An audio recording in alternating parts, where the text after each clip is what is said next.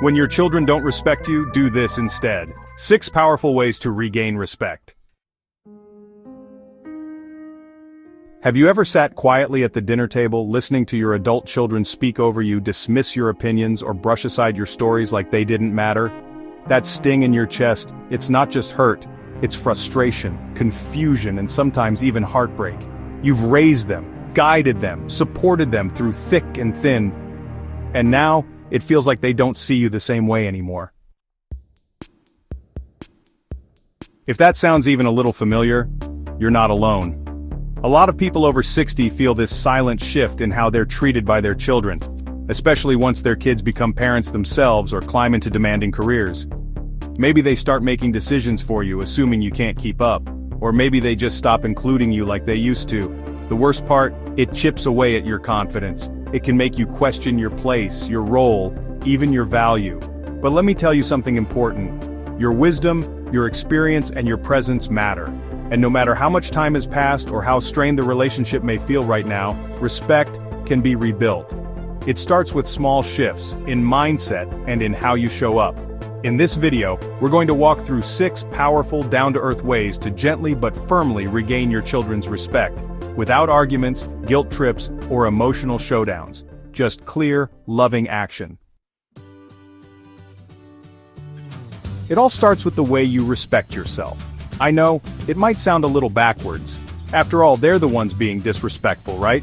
But here's the truth most people miss. Others mirror how we treat ourselves. When we begin to show up with quiet strength, healthy boundaries, and self-worth, it naturally shifts how others see us, even our children. So what does that look like in daily life? Let's say your child constantly interrupts you when you talk, or they speak to you in a tone that feels more like they're parenting you. Instead of laughing it off or quietly stewing inside, you pause, take a breath, and say calmly, "I'd really appreciate it if you let me finish. I want to hear what you have to say too, but I'd like the chance to share my thoughts." That small moment, spoken with calm confidence, sends a powerful message. I deserve respect, and I'm not afraid to ask for it. No yelling. No shame, just dignity. The second step, stop over-accommodating. Now this one's tough, especially for those of us who've spent our whole lives making sure our kids were okay. We drop everything when they call, say yes even when we're tired, and put their needs above our own, even when we shouldn't. But here's the catch.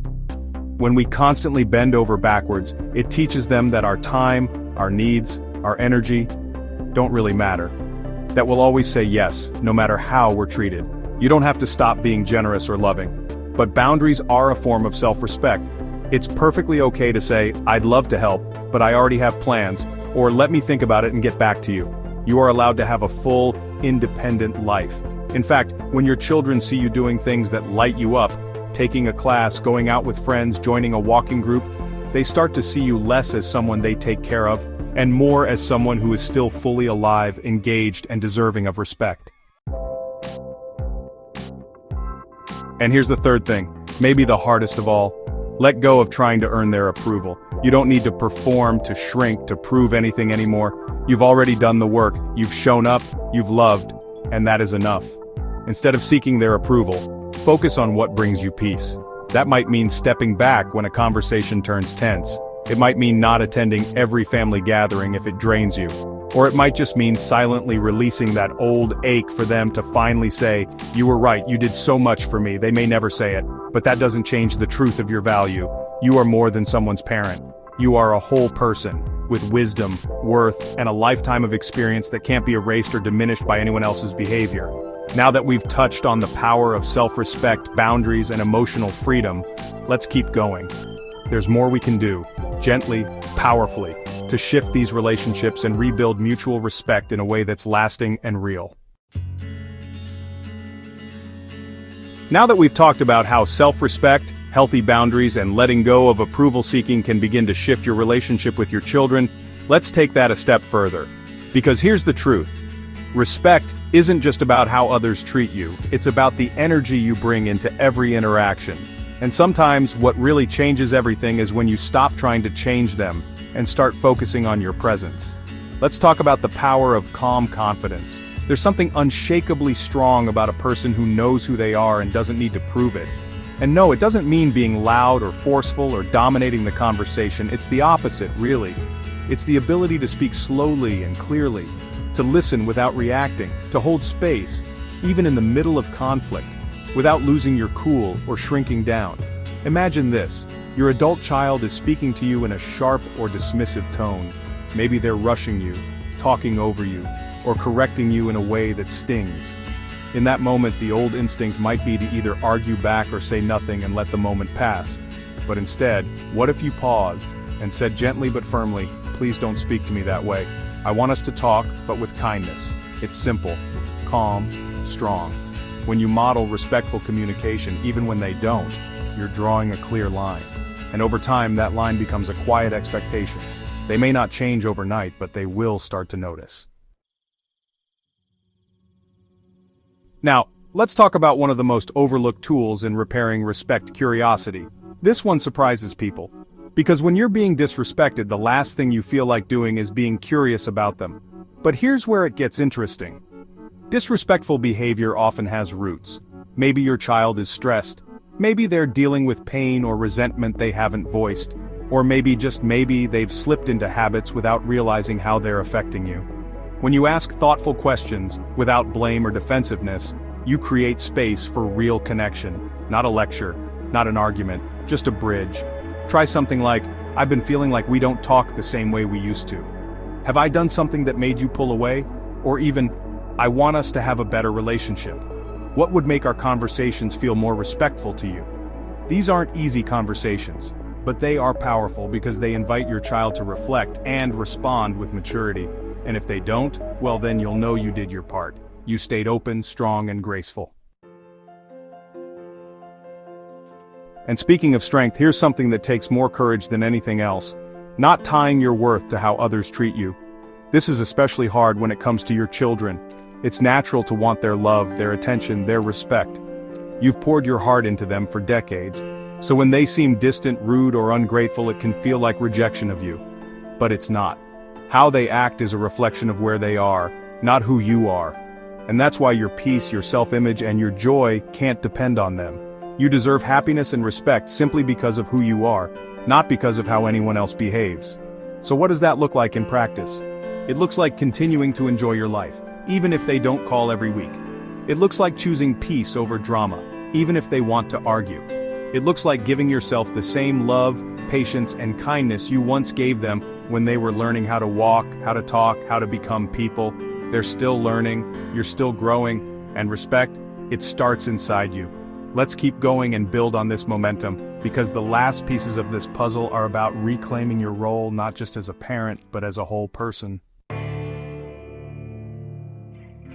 Now that we've talked about calm confidence, healthy curiosity, and letting go of your worth being tied to your children's approval, there's something else that often goes unspoken, but it can transform everything: remembering who you are outside of being a parent. For so many years, your identity may have been wrapped up in being mom or dad. You were the caretaker, the problem solver, the one who was always there, and you did it out of love. But here's the truth: no one tells you when you reach this stage of life, you're still allowed to grow, evolve, and explore you beyond your role in the family. When your children don't treat you with the respect you deserve, it's easy to get stuck in frustration or sadness. But what if you shifted the focus? What if, instead of waiting for them to see your worth, you started reminding yourself of it daily? Pick up a hobby you once loved but never had time for. Reconnect with old friends or make new ones. Take walks and listen to music that moves you. Learn something new, a language, a skill, even how to dance. Do these things not because anyone is watching, but because you are still here, still vibrant, still deserving of joy. When you fill your own life with richness, purpose, and curiosity, you naturally become less reactive. You're not begging for scraps of attention. You're living fully, and your children will feel that shift. They may not say it out loud, but they'll notice, and it changes the dynamic. Now here's a step that might feel uncomfortable at first, but it's one of the most liberating things you can do. Stop tolerating disrespect, even in small doses. That means you don't laugh off sarcastic remarks that sting. You don't brush aside dismissive tones or rude comments just to keep the peace. You don't continue bending over backward when it's clear you're being taken for granted. And you don't have to make a big dramatic scene about it either. Sometimes it's as simple as stepping back, creating distance, saying, I don't like the way I feel when I'm treated this way, so I'm going to take some space. It might surprise them, it might even upset them. But setting boundaries is not about pleasing people, it's about protecting your peace. You're not punishing anyone, you're honoring yourself. And the final piece, maybe the most powerful of all, is forgiveness. Not just for them, for yourself. Forgive yourself for the mistakes you made as a parent, because you did the best you could with what you knew, you loved, you tried, you showed up, and you're still here, willing to grow. That matters more than perfection ever could. And if your child is willing, forgive them too. Not to excuse their behavior, but to release the heavy burden of resentment. Forgiveness is not a gift to them, it's a gift to you. It clears your heart, lightens your spirit, and makes space for something new. Whether that's healing, closure, or a fresh beginning. The truth is, not every relationship will turn out how we dreamed, but you still get to choose how you show up, how you carry yourself, and how you live your life moving forward. You are not powerless, you are not invisible, you are not done growing, and you are certainly not alone. There are so many others walking this same path, quietly struggling, quietly hoping for change. So if this spoke to you, I want to invite you to take a moment and share your story in the comments. You never know who might read it and feel a little less alone because of your words. And if this video helped you see things in a new light, don't forget to give it a like, and subscribe for more gentle, empowering content created just for you.